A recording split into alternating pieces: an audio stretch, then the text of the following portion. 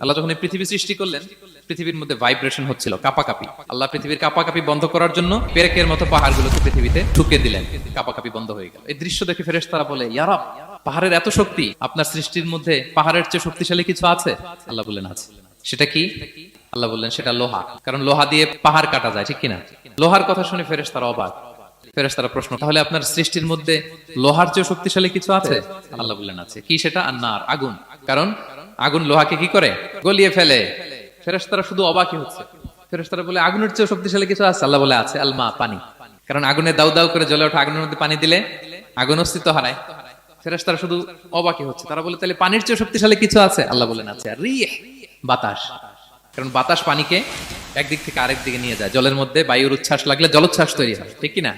ফেরেশতারা আবার অবাক হয়ে বলে, তাইলে বাতাসের চেয়ে শক্তিশালী কিছু আছে? আল্লাহ বললেন আছে। সেটা কি? বলতেছে বনি আদম। ওই মানুষ শক্তিশালী যে গোপনে দান করে।